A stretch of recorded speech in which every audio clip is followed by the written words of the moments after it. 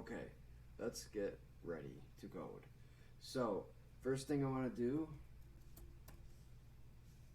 is import the library, and that is going to be the socket module. So import socket. What is a socket?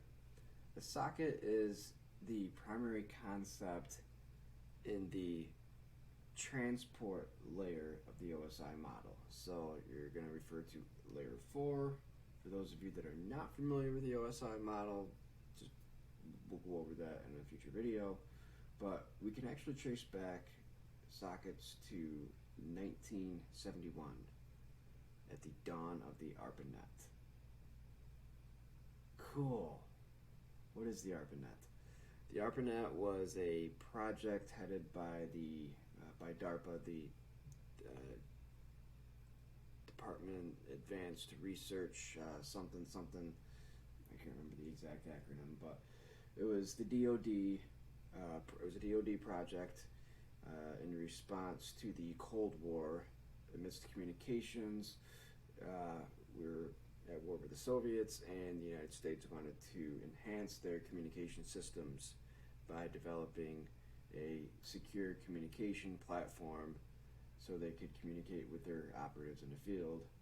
And this was referred to as the ARPANET. And 20 years later, it became the internet and then the World Wide Web.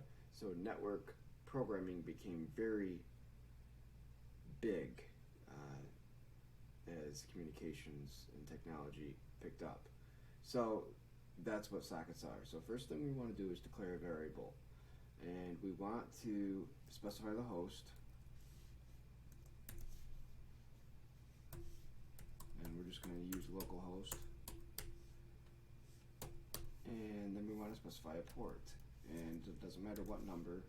It can be, definitely don't do something that's in use. We don't want to do that because it could be,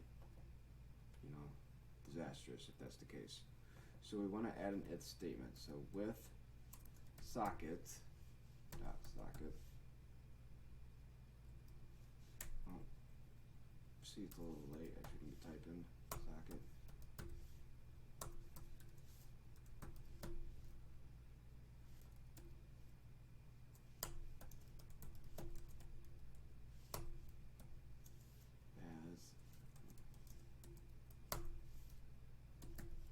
Bind our variables,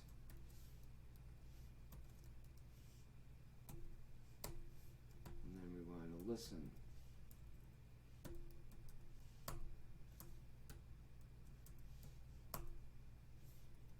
Create another variable for the connection and the address, and we want to accept, and then another with statement.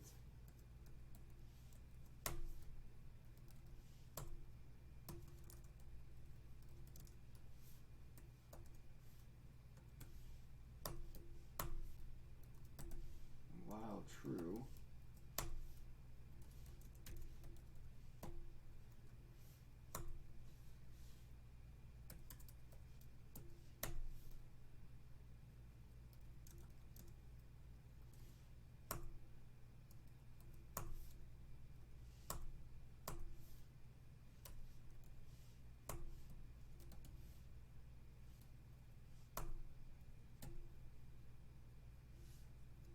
I think that's it.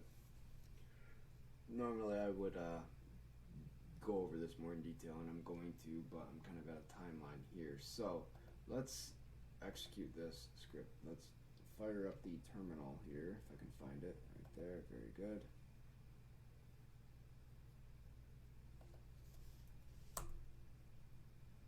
And there's the server. Okay, and we want to put 3 server.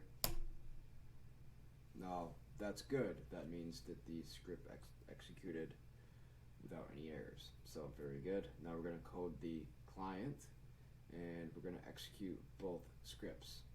So see you in the next video.